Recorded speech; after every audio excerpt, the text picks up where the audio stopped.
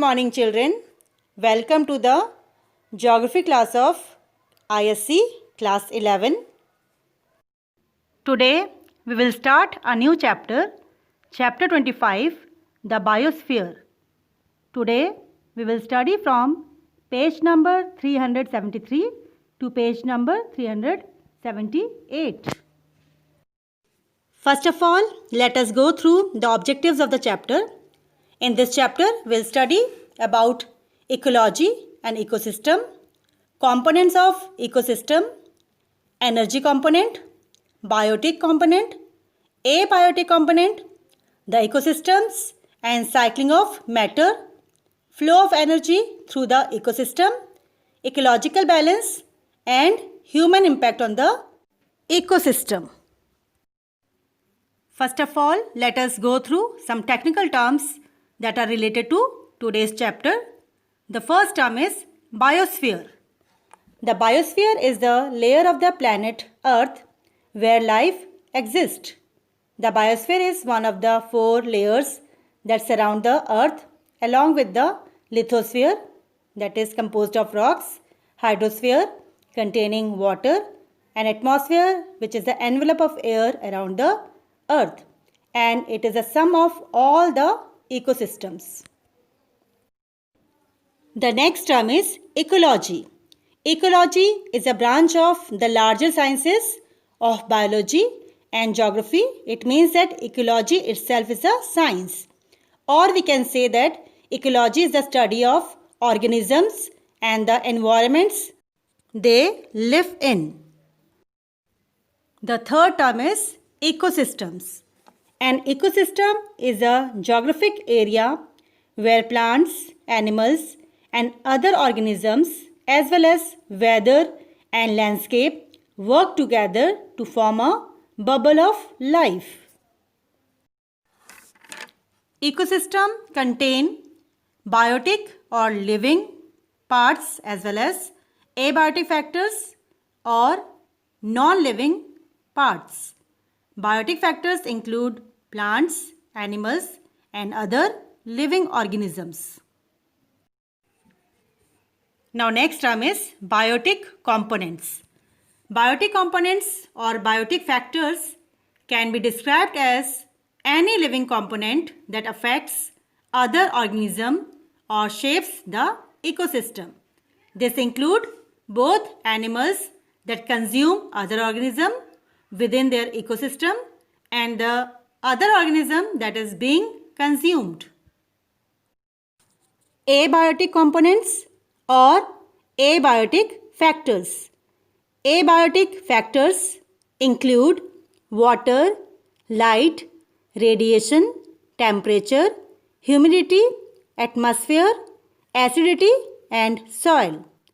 The macroscopic climate often influences each of the above.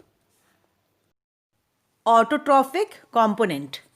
An autotroph or primary producer is an organism that produces complex organic compounds such as carbohydrates, fats, and proteins using carbon from simple substances such as carbon dioxide, generally using energy from light, that is from photosynthesis, or inorganic chemical reactions, that is chemosynthesis. Next we have heterotrophic component. In the food chain, heterotrophs are primary, secondary, and tertiary consumers but not producers. Living organisms that are heterotrophic include all animals and fungi, some bacteria and protists, and many parasitic plants. Microconsumers. Microconsumers, mainly bacteria and fungi, which feed by breaking down complex organic compounds in dead protoplasm, absorbing some of the decomposition products and at the same time releasing inorganic and relatively simple organic substances to the environment. The next term is macro consumers. Macro consumers, also known as herbivores, carnivores, or omnivores. Herbivores are the plant eaters, while carnivores are animal eaters. On the other hand, omnivores eat all kinds of food, means they eat both plants and animals. They all are phagotrophs, which include chiefly animals that ingest other organic and particulate organic matter. Producers. Producers are any kind of green plant. Green plants make their food by taking sunlight and using the energy to make sugar. Primary consumers. Primary consumers are those members of a food chain that eat producers or the plants. Secondary consumers. Secondary consumers are organisms that eat primary consumers for energy. Primary consumers are always herbivores or organisms that only eat autotrophic plants. However, secondary consumers can either be carnivorous or omnivores. Decomposers. An organism, usually a bacterium or fungus, that breaks down the cells of dead plants and animals into simpler substances. The examples are worms, mushroom, insects, and bacteria. Photosynthesis. Photosynthesis is the process by which green plants and certain other organisms transform light energy into chemical energy. During photosynthesis, in green plants, light energy is captured and used to convert water, carbon dioxide, and minerals into oxygen and energy-rich organic compounds. The last term we have is respiration. Respiration is the movement of oxygen from the outside environment to the cells within tissues and the transport of carbon dioxide in the opposite direction. We can say that respiration means inhaling oxygen and exhaling or releasing carbon dioxide. Now children, let us start the chapter. The biosphere is that part of the earth which supports life and is known as its organic realm. It lies at the interfaces between the three inorganic realms of the earth, that is the lithosphere, atmosphere, and hydrosphere. In other words, it is the interaction between the three realms of the earth, or we can say that it is a zone of meeting or zone of contact between the lithosphere, atmosphere, and hydrosphere. Biosphere is the most important realm because it contains all forms of life including human, animal, birds, and plant life. The estimated extent of biosphere is 9,000 meters deep in the oceans, 300 meters deep on the land, and 5,000 meters high in the atmosphere. The concept of biosphere is clear from the given diagram. The large circles represent the three great inorganic realms, that is atmosphere, hydrosphere, and lithosphere. Each circle overlaps the other two in a small area, suggesting that some of the substance of each realm is held within the other two. So here, the small area shown by green color in the center is showing the biosphere. Due to the contact of the atmosphere, lithosphere and hydrosphere, life is possible in biosphere. The biosphere or organic realm draws its substance from its organic environment represented by the circle which overlaps into the three surrounding realms. The small diameter of the biosphere circle signifies that the total mass of matter held within the biosphere is a small fraction or a small part of that in the other three realms.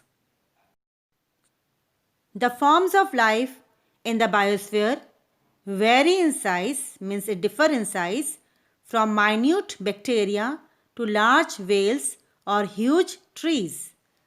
All organisms may broadly be grouped under two categories, the plant kingdom and the animal kingdom. Human beings are just one of the species of the biosphere called the Homo sapiens. About 1 million animal species and 3 lakh plant species are known to exist in the biosphere.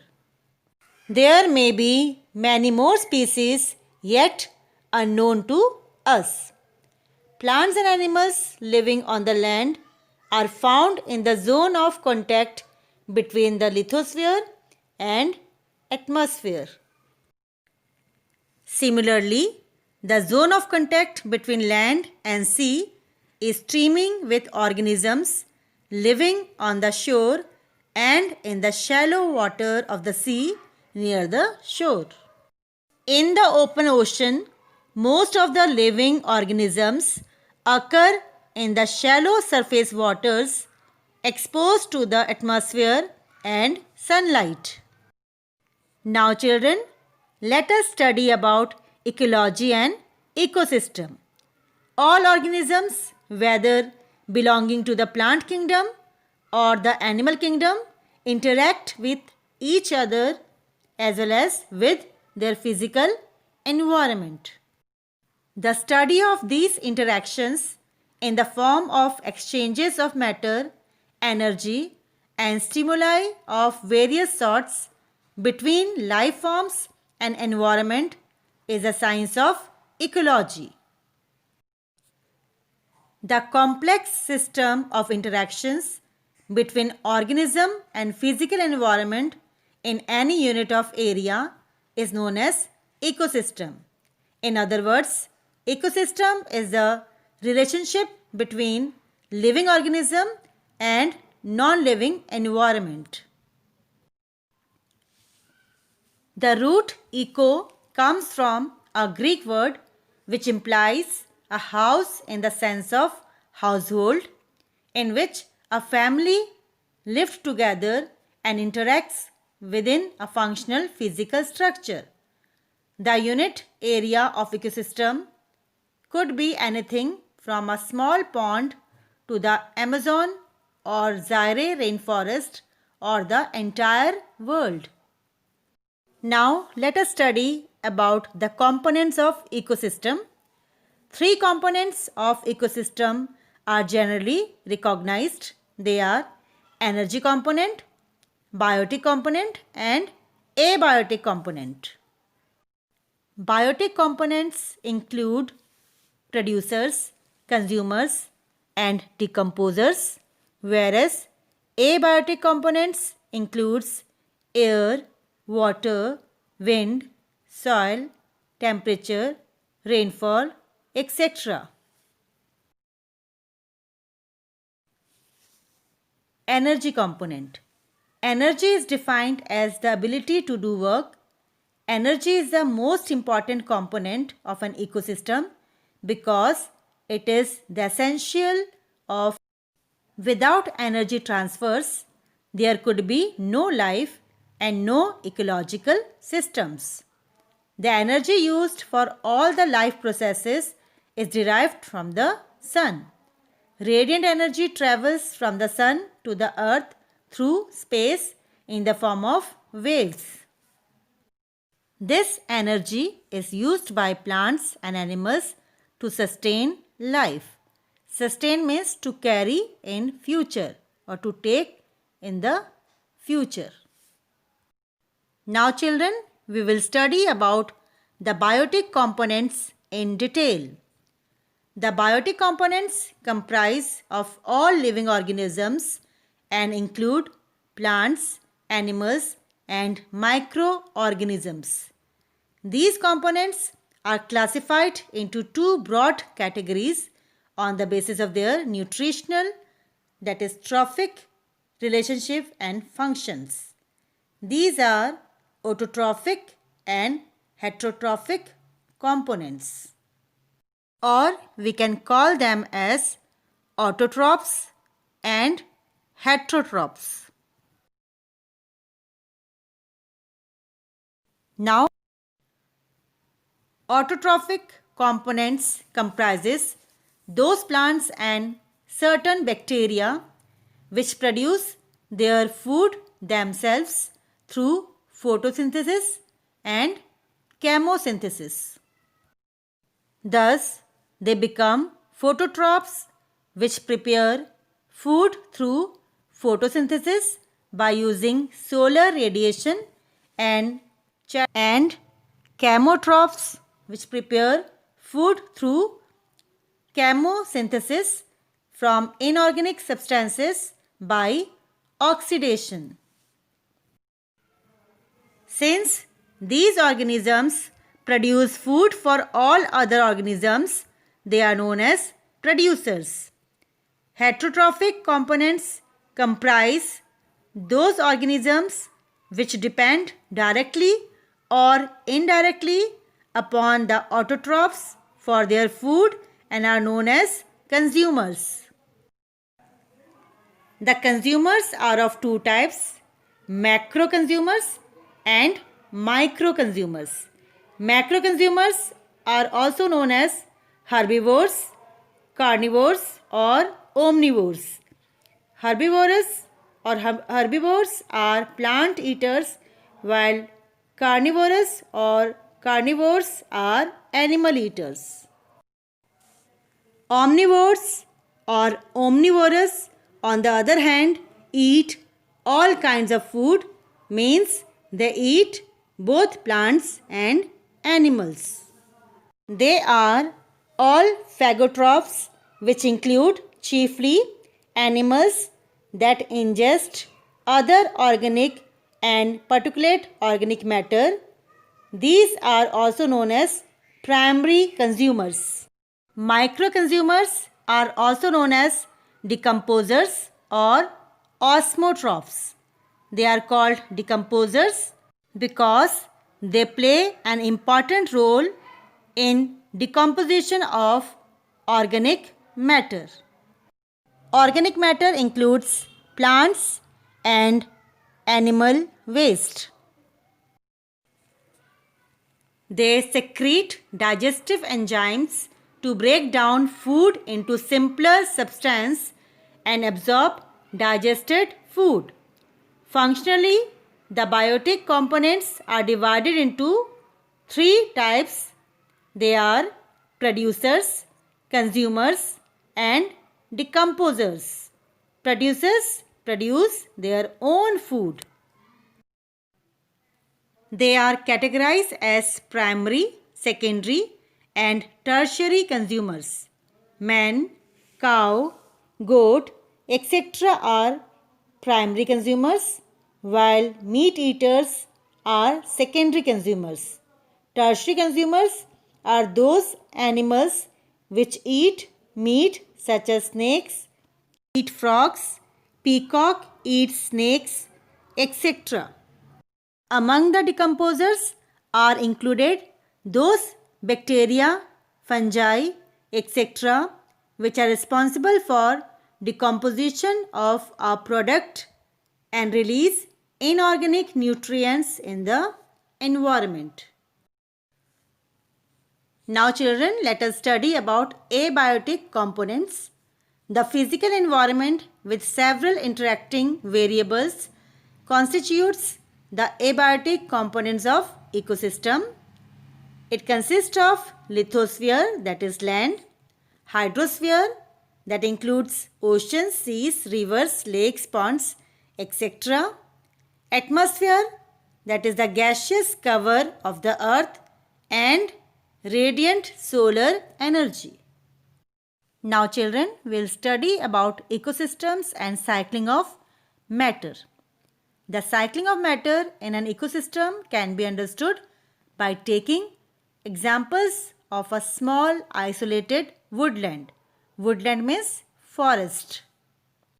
Woodland consists of different types of grasses, plants, trees, birds and animals which are closely associated with one another. Some plants are parasites that feed on other plants. Similarly, some animals are predators living on fellow animals.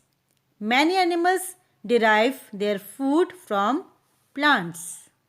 These relationships extend further. Plants and animals derive nutrients and water from soil and air. When they die, they return these nutrients back to the soil from where they can again be taken up by the plants. Various components of the woodland thus interact with each other as well as with their physical environment. As such, the ecosystem of the woodland consists of all kinds of life forms such as plants and animals, that is biotic or living component, and their physical environment such as soil, water and abiotic or non-living component with which they interact. All forms of life are primarily made up of three most abundant elements. Abundant elements means elements which are found in large quantity. They are hydrogen, carbon and oxygen. Other elements such as nitrogen, iron, sulfur, phosphorus and manganese are also required in small quantities. These elements are called nutrients. Matters consisting of elements and compounds move from one component of the ecosystem to another and in a cyclic manner following distinct and consistent pathways. For example, carbon, oxygen, nitrogen, water all move between the atmosphere, the lithosphere, the hydrosphere and the biosphere. For example, we can take water cycle. However, they do not leave the total system of the planet Earth. Children, you know very well about the water cycle in which water moves from Earth to the atmosphere and from atmosphere to the Earth. In the same way, we have oxygen cycle, carbon cycle, nitrogen cycle in which these gases move from Earth to atmosphere and from atmosphere to Earth. Hence, the cycling of matter in the biosphere is completed. Now, let us study about the flow of energy through the ecosystem. Energy is the basic prerequisite for life on the planet. We cannot imagine any life without energy. The ecosystem functions due to energy transmission through its various components which makes natural cycles operational. The main source of energy on the earth is the solar radiation received from the energy transmission in the ecosystem occurs by means of a series of steps or levels referred to as food chain. The plants and algae are the first level in food chain and they are known as primary producers.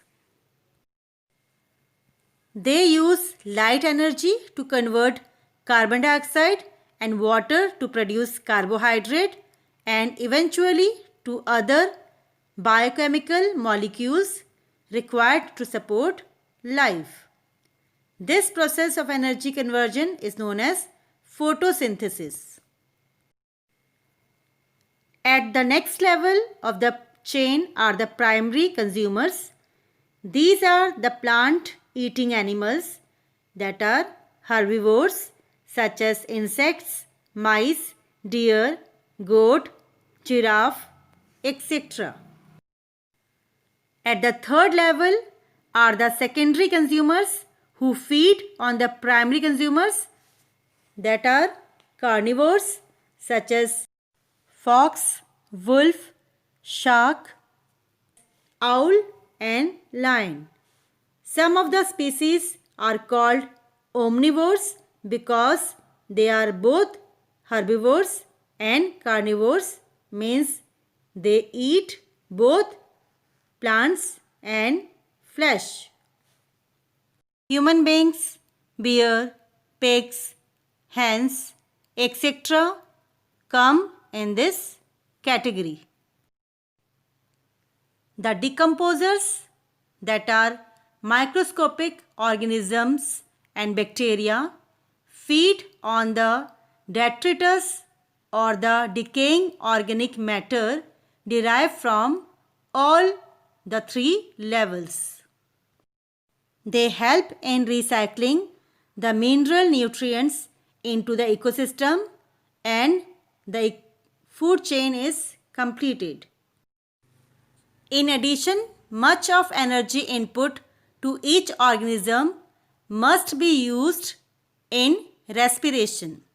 Respiration can be thought of as burning of fuel to keep organism operating. In respiration or breathing, we inhale oxygen and exhale carbon dioxide.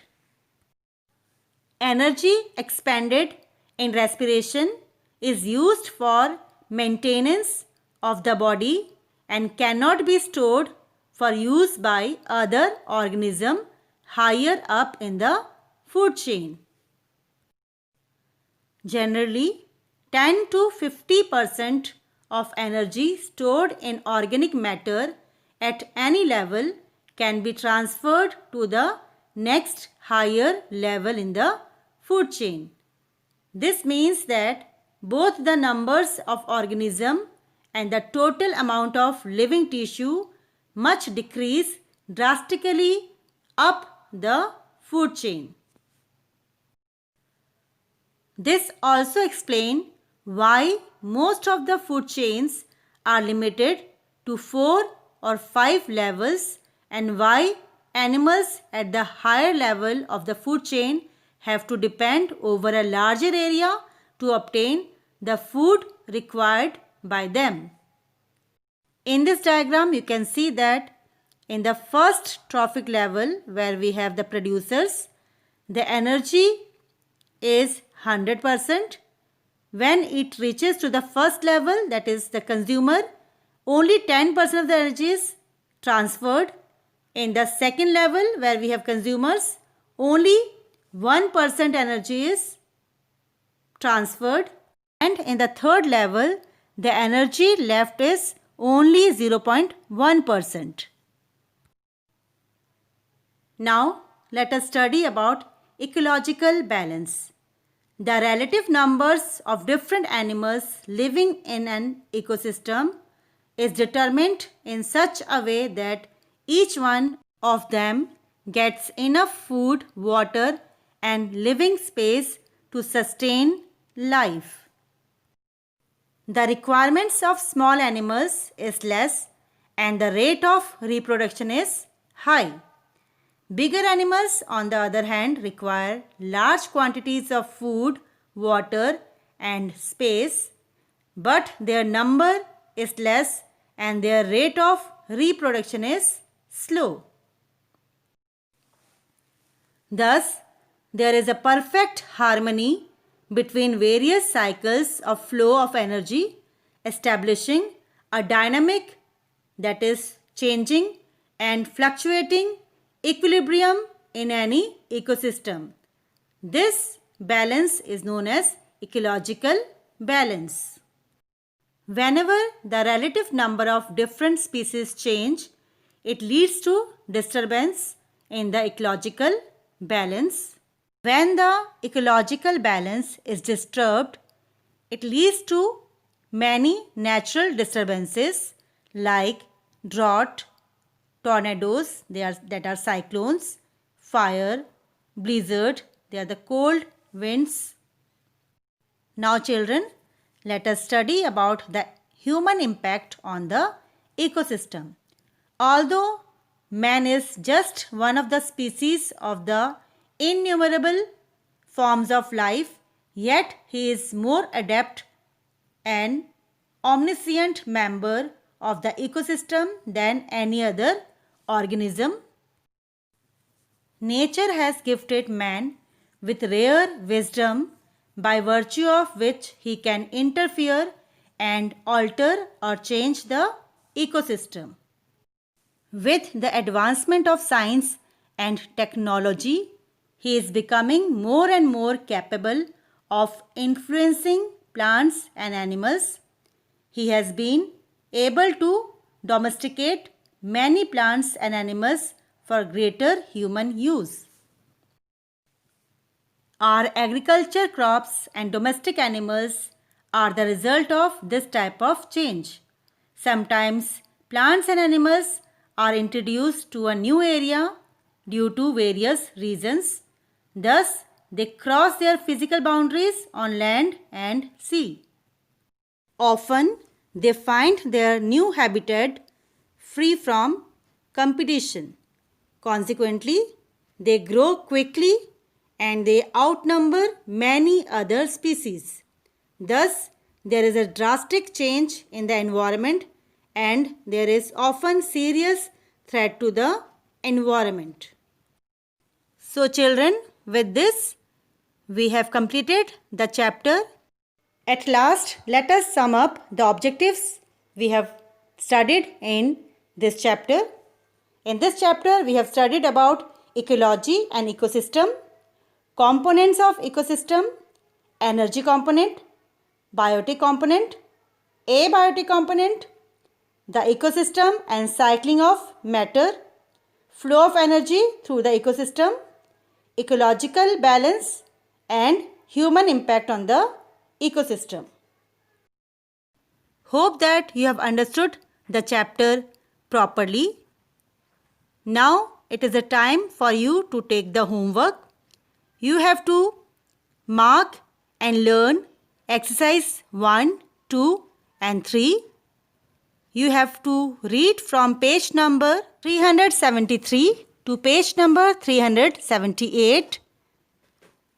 You also have to write the answers of a few questions in your copy. The questions are: define biosphere. Why is biosphere important? Distinguish between the following. The first is ecology and ecosystem. Second, herbivores and carnivores. Third, biotic and abiotic components of the environment. Third question is, describe briefly various components of the ecosystem. And the last question is, discuss cycling of matter and flow of energy in an ecosystem. Children, you must see the YouTube videos of this chapter whose link is given to you in your homework. We will very soon meet in the new video with a new topic. Till then, keep exploring, keep learning.